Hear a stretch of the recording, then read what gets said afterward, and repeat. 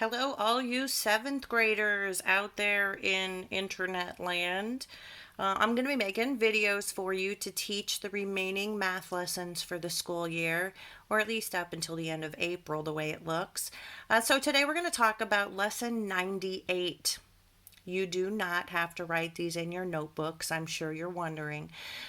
So funny, yesterday, it wasn't yesterday, but a couple weeks ago, we talked about similar triangles.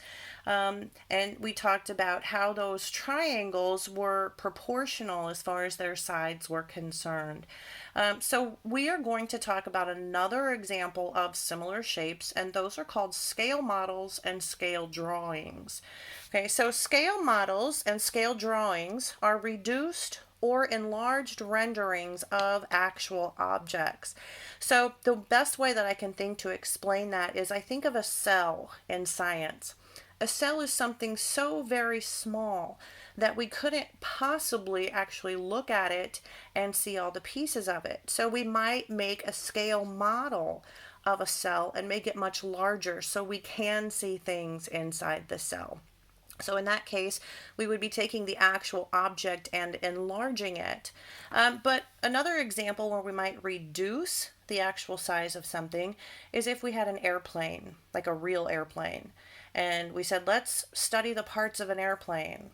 Well, I can't bring an airplane into a classroom or into my house to video, so I'd have to make a model of the airplane, which would be a reduced size rendering of the actual airplane. So, what does all this have to do with math? Well, the corresponding parts of scale models and the objects that they represent, they're proportional. So, when you see proportional, you should be thinking one fraction equals another fraction. The scale of the model is stated as a ratio. So here's an example. If a model airplane is 1/24th the size of the actual airplane, then the scale is stated as 1/24th or 1/224. So what that means is the model of the airplane is actually 1/24th the size of the actual airplane. So we can use the scale to write a proportion to find measurements. So here's an example we're going to go through. It says a model airplane is built with a scale of 1 to 24. If the wingspan of the model is 18 inches, the wingspan of the actual airplane is how many feet? Draw a ratio box. You know that I like these.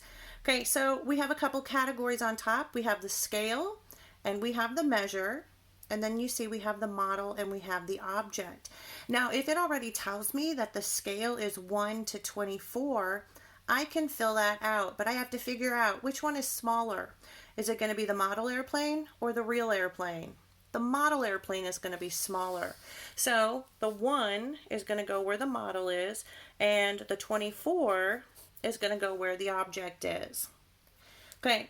Then it says if the wingspan of the model is 18 inches, that's the real measurement of the model, 18 inches. And then it says the wingspan of the actual airplane is how many feet.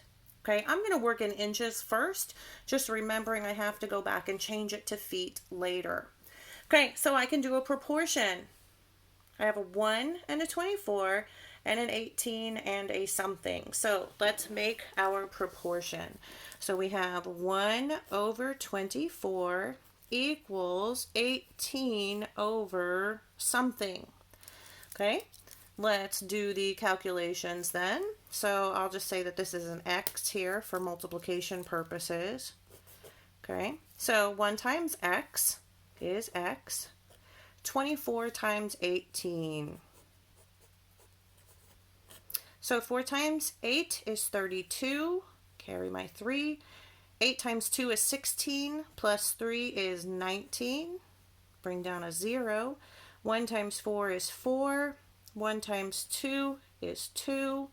Let's add those. I get a 2.